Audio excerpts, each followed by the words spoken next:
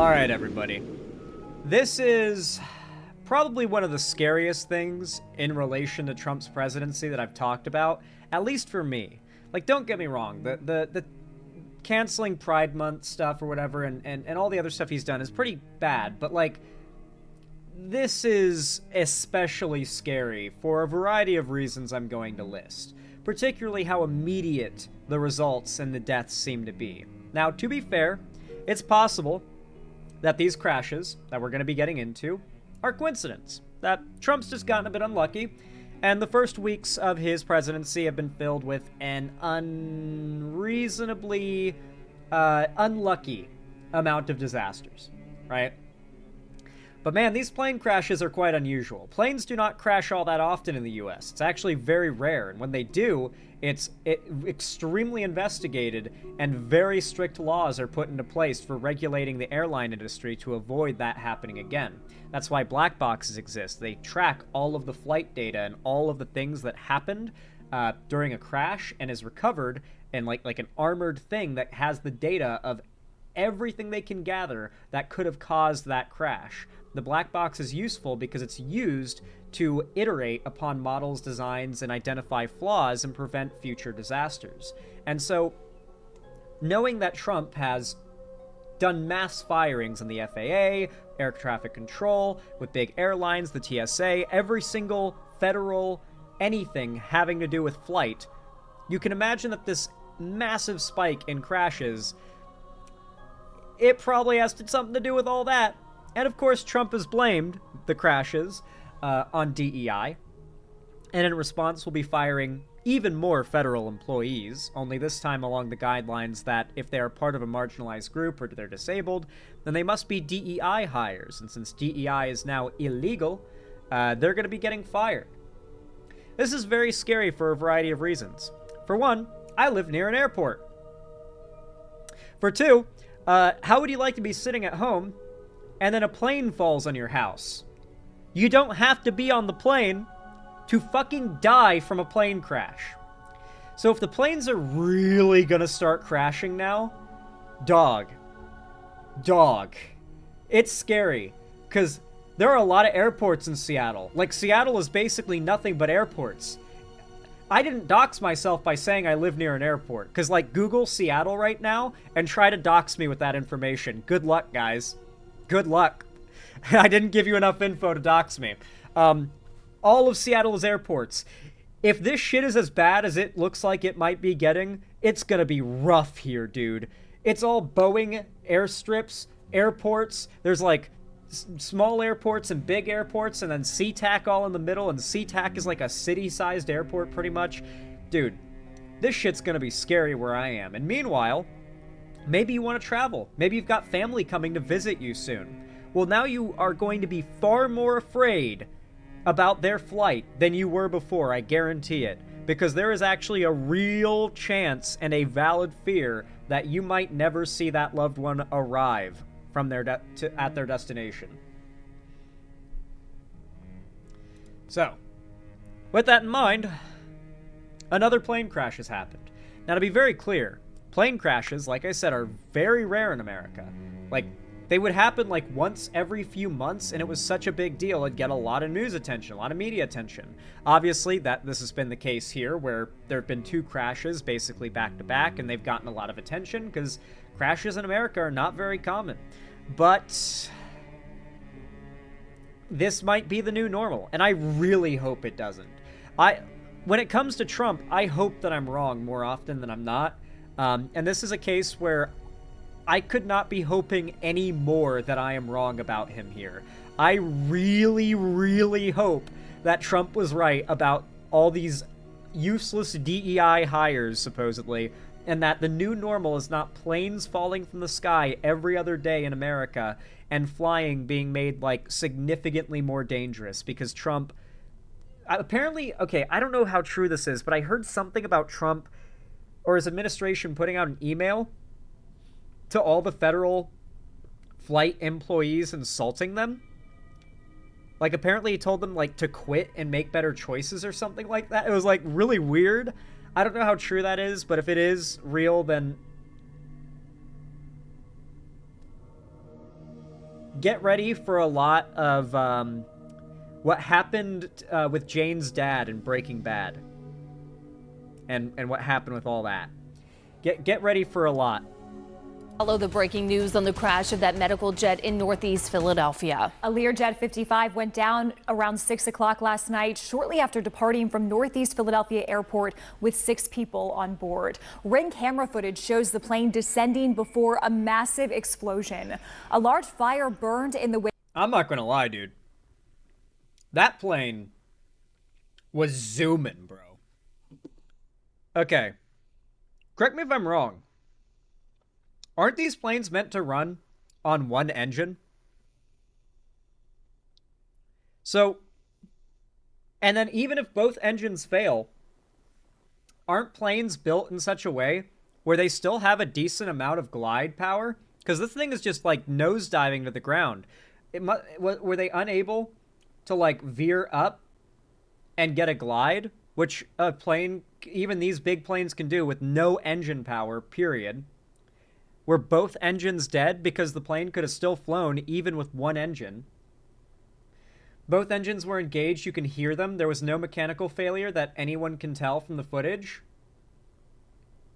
This looks like it's being flown directly into the ground. You can hear the engines there too. Yeah, you're right. People on board. Ring camera footage shows the plane descending before a massive explosion. A large fire burned in the wake of the crash, prompting a significant response from emergency crews. Vehicles in this area could be seen on fire. Police said multiple people on the ground were hurt. Remember, guys, these crashes are happening near airports, near takeoff and landing, which means in like the most high density areas of these cities. It means that when these planes crash, they're crashing into houses and roads and intersections and like business areas with lots of people and cars and traffic and houses. They aren't going to be crashing out in the middle of nowhere, out in the mountains or in some like cow field or something. They're going to be crashing down onto streets like this in big cities. God forbid it happens in... Not even going to say it. I'm not even going to reference it because I don't know if YouTube would want me to say plane crash in that city's name in the same sentence. But, dude, this shit could get bad. If this really is due to Trump gutting all of the federal institutions able to manage air traffic, which is a very complicated, massive institution, very massive thing that has to be managed and requires a lot of employees. If this really is because of Trump and this is the new normal, like, shit's gonna get apocalyptic so fast. Like, not like apocalyptic as in it's apocalyptic bad, like it will be, but it's gonna look apocalyptic too. Like, you're gonna look outside and be like, yep, it's the apocalypse. There are falling planes and burning buildings. It is the apocalypse. It has happened. And we spoke with witnesses who detailed what exactly they saw in the aftermath. There was a fireball, there was debris everywhere, there was people running back and forth, there was so much stuff happening at once. And it was just very graphic. There is no word at this time on what caused the jet to go down. Right now, we do know that there are multiple investigations underway. The NTSB will have boots on the ground today to determine the exact cause of the crash. And Chopper 6 is live over the scene right now here in Northeast Philadelphia, where crews, they cleared out for the night as those fires were put out. But you can see in this area that there is just debris scattered across the roadway. We do know that officials are expected to hold a news conference this morning to bring us the latest in this investigation. But obviously, this is an investigation that will span blocks here in Northeast Philadelphia and is sure to take a significant amount of time. And it's starting to appear that we're getting to look at some of the parts and pieces of this medical aircraft right there near the crosswalk near Cotman and the Boulevard. We do have team coverage as we continue to follow this breaking news. Let's begin with Action News reporter Becca Hendrickson, who's live at the scene right at the perimeter at Cotman Avenue. Becca.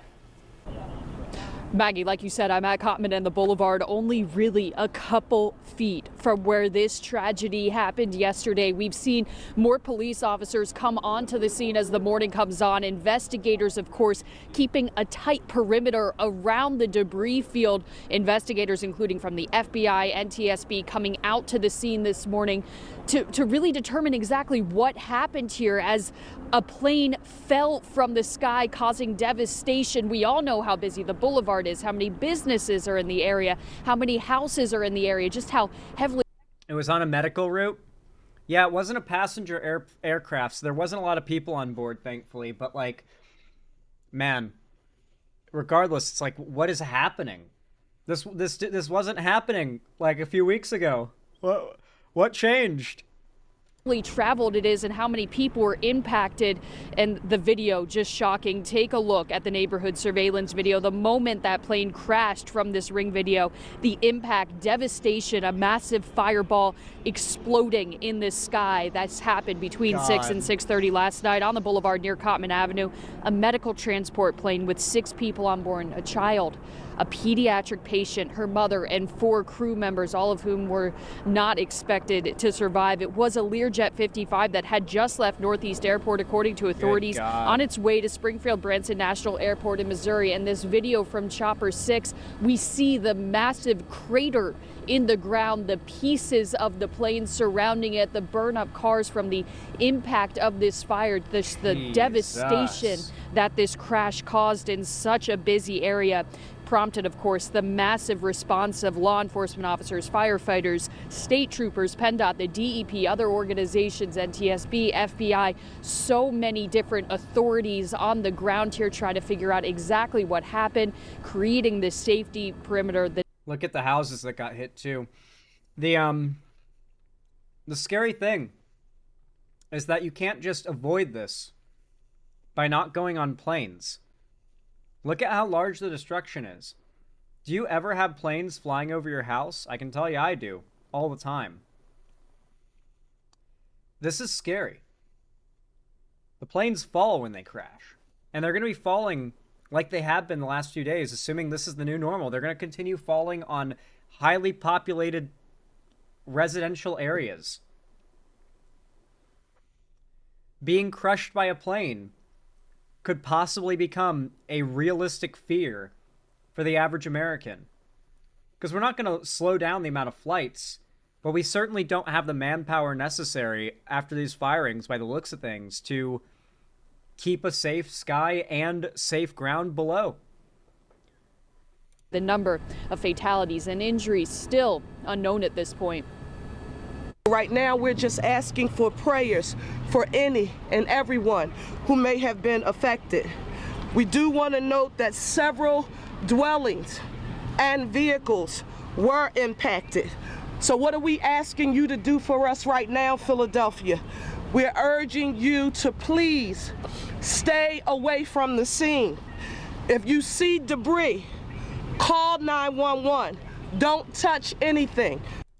This is very important because, like I said before, under normal circumstances, and this should still be procedure, there will be a massive and thorough investigation on this, and they will do everything in their power to find out exactly what caused this and change regulations and standards to avoid it ever happening again. As much as we complain about Boeing, and there's plenty to complain about, and all these other like aeronautics manufacturers, I think would be the term. As much as we complain about them, and there's a lot to complain about, flying in America is some of the safest flying there is on the planet, if not the safest. And that is because of the hard, dedicated work of the investigators and federal employees that investigate these crashes when they do happen and do everything they can to prevent it from ever happening again. But if you fuck with the debris and the evidence and the scene, if you fuck things up and you move things, it becomes harder to figure out exactly what happened. And so, yeah, if you're local to Philadelphia, don't go grab like a little souvenir piece of the plane or whatever. You're going to make it harder for them to figure out what caused this and to make it not happen again in the future. That's a really important point from the mayor there. That debris needs to be handled by the authorities coming out here to investigate this scene. They need to be able to get their hands on it to figure out exactly what happened, what caused this tragedy. We are here at Cottman and the Boulevard waiting for more answers, expecting that press briefing around 9 a.m. this morning. For now, live here on the Boulevard, Becca Hendrickson, Channel 6 Action News. Maggie and Caroline. What a massive and devastating scene there. Thank you, Becca. Let's go now to Action News reporter Corey Davis. He is also live on the scene now where the force of the explosion just sent debris flying all over across the area. Corey, kind of bring us up to speed on what it looks like where you are this morning. Maggie, we're at Cottman Avenue and Bustleton. Take a look behind us. This is really a straight view of the majority of the scene here, spanning several blocks here along the Roosevelt Mall where we are at the moment. Witnesses have been giving us firsthand accounts of disturbing scenes that they saw out here after that plane went down in this area. This is a very busy area, of course, with a lot of traffic during the height of rush hour. Restaurants and homes around here too. Firsthand accounts giving descriptions of hearing. Like I said, that's the scariest thing. You can't just opt out of this shit if you are by not getting on a plane. You're gonna be stuck living in America because you can't fly to escape the country because you might fucking crash, and you can't avoid flying to save yourself because a plane might crash on you. Would you rather gamble getting on the plane to flee the country? Or would you rather stay and potentially get crushed by a plane? Presuming this is the new normal. I'm not a sensationalist, so for all we know, coincidentally, we just got 2 really bad crashes in cities back to back. Very, very, very, very rare and unlikely, but it's possible. If this continues happening for the next days and weeks, it's going to be hard to deny that Trump hasn't had something to do with this and that this isn't just the new normal. But if it is the new normal, it's really scary. The explosion and then seeing debris just raining down onto people, cars, and the homes and businesses out here. People were in the drive-thru at the Wendy's here at Cottman and Bustleton, as well as the McDonald's over at Cottman and the Boulevard. A lot of similar accounts of what people saw. Take a listen. It was like a boom. We all stepped back, and it was real crazy. It was like real bright. I definitely saw debris falling. There's all over Cottman. And I mean, I was scared to run in, but at that point, you can't get scared. And have you just been out here on TV? And that man did say that he did eventually run in to try to help as much as possible, and he saw people in distress. So that alone is traumatic for the so many people out here who witnessed various parts of the plane crash. Bustleton Avenue is open right now to traffic, and it's moving pretty slowly. It's getting a little crowded. We notice people are kind of inching through the intersection. Some phones are sticking out of the window, people trying to take pictures and document. And as the mayor said earlier, they're encouraging people, if you can, to avoid this area and to move through. The last thing you want is for first responders to have to deal with any accidents while they're still trying to work this investigation. I don't think the family has released the name of one of the helicopter pilots because she's a woman and they don't want hate. Both pilots that have been released were white dudes. Like they released apparently, like both pilots involved in the crash have been publicly revealed, and they were both white guys. I think they were even blonde, funnily enough. But yeah, I don't think there was any DEI in those guys' hiring process. It spans several blocks, and they have a whole lot of work to do. It was raining yesterday, and right now, of course, it isn't. And when we get daylight for the first time, that will be a big deal for investigators as well, as they try to go through the very expansive amount of debris that's out here. And was this crash from 2 aircrafts colliding as well? No, Blade. This was caused by a single medical transport plane that had a child that was under pediatric care being transported to another medical facility, the parents and a few other medical personnel on board, and it nosedived into a highly populated residential area in Philadelphia, exploding on impact, no doubt killing everyone on board instantly. And then obviously now there's probably been some people injured by the crash itself because they were on the ground and it crashed in a very populated area. So yeah, there's no other vehicles involved as far as we know, but yeah, nosedived? Yes, it literally nosedived into the ground. and also try to narrow down exactly how many victims are in this area as well. Reporting live here in Northeast Philadelphia, Corey Davis, Channel 6 Action News. You know, Corey, you mentioned about those victims. We know that 6 people were taken to the hospital. Those people were on the ground. 3 of them treated and released. 3 more still receiving care. But of course, we'll expect updates on those numbers as well. And we do know this morning that Shriners Children's Hospital of Philadelphia has confirmed that their patient was on the medical jet that crashed. We learned 6 people were on board that plane. All of those victims are Mexican nationals. There was a child who was a patient, her mother, and 4 crew members. They were in Philadelphia for transportation after medical treatment at Shriners Children's Hospital. That jet was...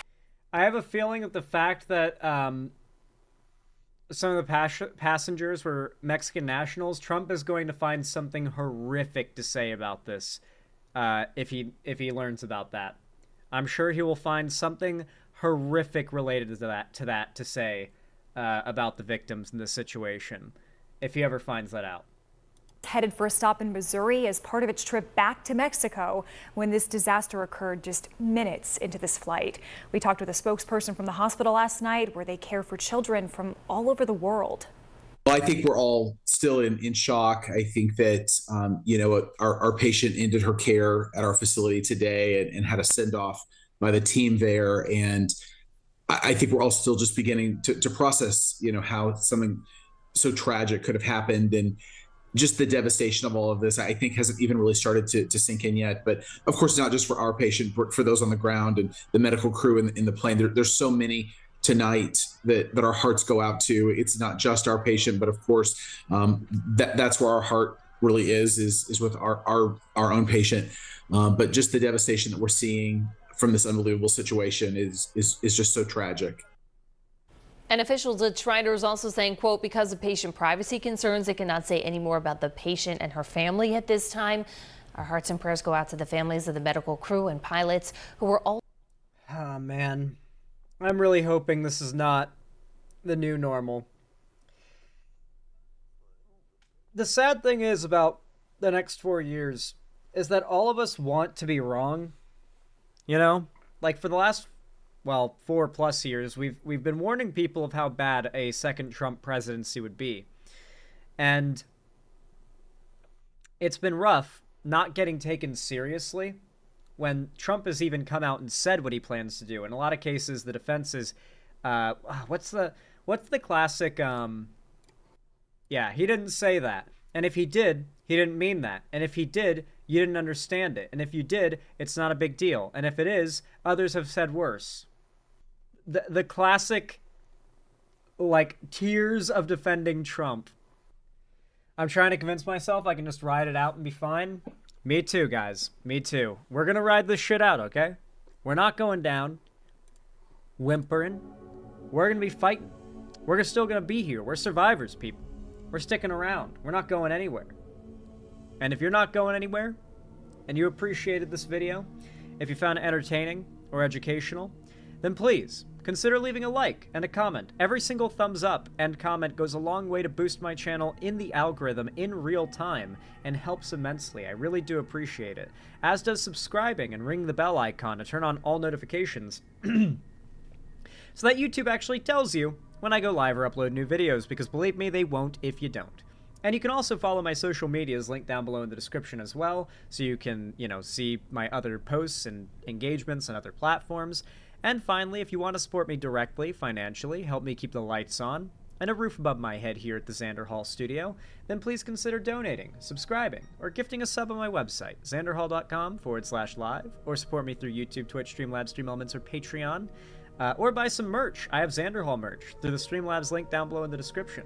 Regardless, though, of how you support me, thank you so much, and as always, I hope you enjoyed the video, and I hope you have a good one.